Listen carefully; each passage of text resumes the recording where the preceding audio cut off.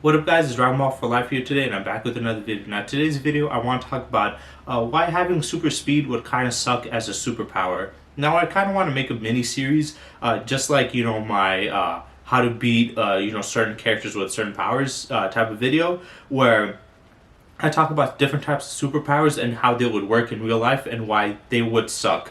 I know there's a couple other, YouTubers that have done these videos and I have seen those videos, so I kind of got a little bit of the idea from them, but I just wanted to do my own version of this because I do think it's quite interesting. I did do this one before with, flying and why I think is dumb, but the reason why I did flying was because I always hear people saying that they're, the number one superpower that they want would be flying, and I always just thought it was dumb because I always felt like having flying as a whole, just having the ability to fly, is kind of a lame superpower compared to like all the other ones you can have. Now, super speed is actually pretty dope, but if you think about it in real life, it is kind of it can be a very big problem, especially when you go into the more ridiculously higher levels of speed.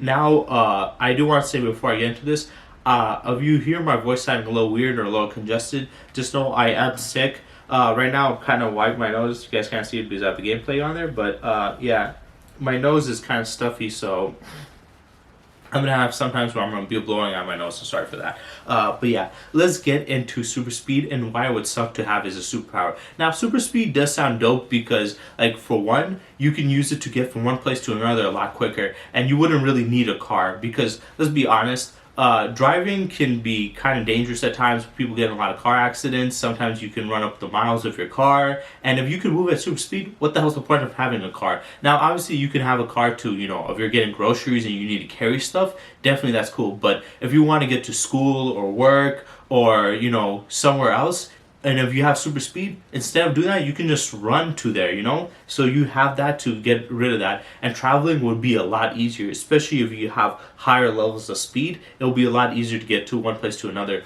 Also, it'll be pretty good in a fight. Because let's say somebody's trying to fight you and stuff. If you can move super fast, that means you could throw punches and kicks a lot faster too. Now, I do say that travel speed and combat speed are two different things. But the thing about combat speed is you can raise up your combat speed if you know how to fight. So basically just learn how to throw punches and kicks and move around while you're hitting.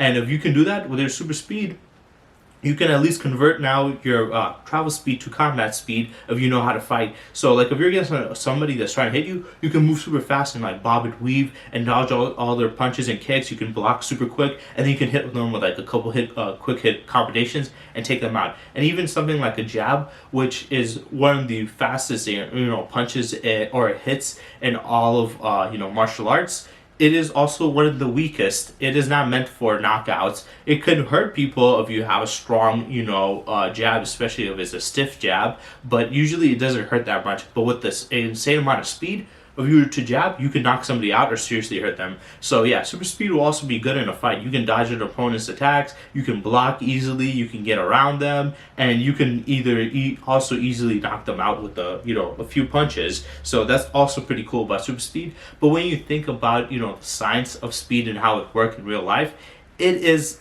it would be a lot more dangerous. Let's look at some of the stuff that will happen now.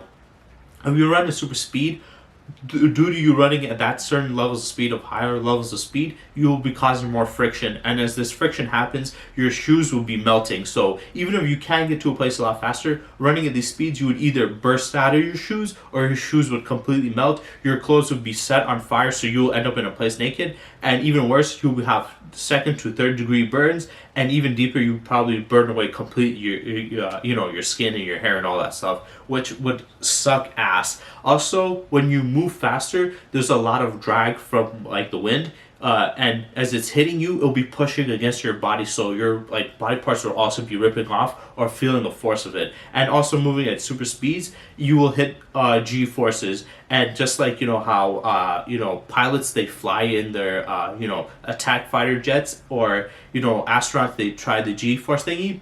It could it'll mess up your mind, and it'll probably knock you out unconscious, or make it hard for you to stay up. So that can be also a very big problem to have when you're having super speed. So like I said, you can have problem with friction, drag force from air, and from G force from like the amount of speed you're able to move at. the gravity, the amount of gravity you're being hit with will also increase exponentially because of it. So that's also pretty dangerous thing to have. And like I said, even if you can run at a safe level of speeds where it's not too dangerous, your clothes and your shoes especially would not be able to handle it. Also, it'll be harder to breathe because it'll be coming into your face. And so you'll be like gasping while you're running. And we already know how hard it is to run without, gasping for air within a couple seconds. So imagine doing that at a top level speed where you can't even breathe that air while you're running because you're just running past it. It's going to be hard to do that. Also, another thing is your body's gonna, like, your heart's gonna also pump a lot faster, so you might, end up getting a heart attack. Also, you would need to eat a shit ton of calories, so you'll be eating a lot, so you'll be wasting money a lot on, like, new clothes, especially shoes, and then a lot on food that you'll need to eat up, and then it'll burn up also pretty quickly, too, so that will also be kind of a problem. A couple other stuff that will be a problem is people say, well, what if I could vibrate my molecules to stuff so I could phase? If you vibrate your molecules, all you'll be doing is ripping your molecules off, and it'll like rip you to shreds. And if you do it, that doesn't happen, it will just burn away your molecules because it'll be basically getting too hot, and you'll be evaporated or turned to plasma. The way they show it in comic books, where they can vibrate the molecules and phase through things, that doesn't really work that way. That's not how it would work. But even if it did, you wouldn't be just standing on a surface phasing through a wall. You would actually sink through the bottom, kind of like Lemillion, I think that was his name, from My Hero Academia, where when he phases, his clothes fall completely off except for the clothes that were made from his own hair, and he sinks down to the bottom. He can't see, he can't breathe, he can't he can't even move, and he sinks all the way down to the bottom. So even if you can do that to phase, it'll be a lot more dangerous when using it. So also it consumes quite a bit of energy, so you'll get tired really, really quick and stuff. So you'll have a lot of problems. There's a lot of easy ways to get killed by moving at that speed. Also, moving at that speed, things will be hitting you, and the more like the speed you move at, if the thing hits you, it'll create a massive explosion. So like if you get hit by, like, let's say a fly, moving at those speeds, like let's say you're moving at a couple of Mach speed,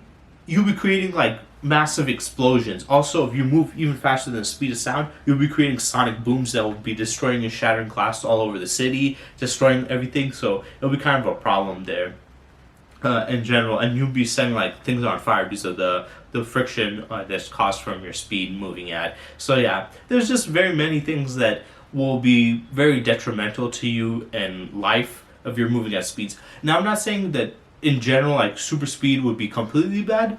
It really depends on to what speed, because people want to put in like light speed and stuff, which is obviously impossible, especially because you can't see. You wouldn't be able to see. But let's put like that side away. Let's say that you could, like I said, you would die. There's certain levels of speed we can move at where we could survive, and other ones that will either just kill us instantly, damage us completely, or make it like a little more painful and difficult. So if you do want super speed, you would have to move slower than the speed of sound, because if you move at the speed of sound or faster than that, that's when it becomes very deadly. So when you say super speed, I would put more like superhuman speed instead of super speed, because super speed would be a lot higher than that. Superhuman speed, at most I would be like, maybe 100 miles per hour. I would put it 100, 200 miles per hour. Actually, I'll put it as fast as a car. I mean, I don't know. I don't know the exact science of it. If you move at a car, would that be deadly? It will definitely hurt and stuff, because when people go in cars, even like the NASCAR racers, when they go at those speeds, they're basically they kind of piss themselves too, and they knock themselves out, and it can be very dangerous, especially if you have one wrong thing and you slip and you trip. Oh my god, trust me, if you're moving at 200 miles per hour and you trip over something, you hit something, you're done. You're done. And if you survive that, man, you're fucking severely damaged at least. So it's very, very dangerous. So I don't really know what range of speed I would go at, but even then, the best speeds you could move at would be considerably slower than what you would want. and I think the best would be around like 50 miles per hour, maybe even a little more than that, like 75 miles per hour. But anything higher than that, it'll be a little too difficult and a little too painful and consume too much energy. But think about it: if you can move at like 50 miles per hour, 75 miles per hour, that would actually be pretty dope. Not gonna lie, that would be actually pretty cool because you'll be fast as how most cars go anyway. The highway, it'll be kind of painful, especially on your joints because you're moving in your hip bones and stuff. That would hurt. But if you don't want to waste time in traffic and you need to go a distance that's not that far away, maybe a couple of miles away, and you're like, man, fuck it, I'm not gonna go in a car and waste my time. I need to go on a job interview and I might be late. Just run over there and then you can run back. But I think there will be still more other implications. I do want to know. I'm not assuming that any of you guys are scientists or have science majors, but if there is anybody who does have a science major or is a scientist, I want to know what is the fastest possible speed you can move in, which will be not dangerous for you. Like what is the top level of speed you can move in where it won't be like harm you or hurt you or kill you at because I do know if you go at the speed of sound or even close to that, that is going to be very dangerous. But it's like, is 100 miles per hour too much? But yeah, I would put it at most 50, capping it off to 75 miles per hour. I think that would be the highest I would go to. So yeah, I hope you guys enjoyed this video. I think I hope you guys think this like video idea is kind of interesting because I want to do other superpowers also and go into how it works scientifically and the implications of it. Super speed, it does have some cool stuff, but like I said, for it to be to the point where it's actually useful and not deadly or painful, you would need to have super speed at a far lower level. You would need it to be like far slower. And I'm pretty sure when people want to have super speed, they want it to ridiculous levels. They don't want it to be like 50 miles per hour. People are like, really, 50 to 75 miles per hour, that's the best. But hey man, if you go any more crazy than that, trust me, you're gonna have to be willing to take a lot of pain and have a lot of busted ass shoes. So yeah, I hope you guys enjoyed and stay tuned for next time.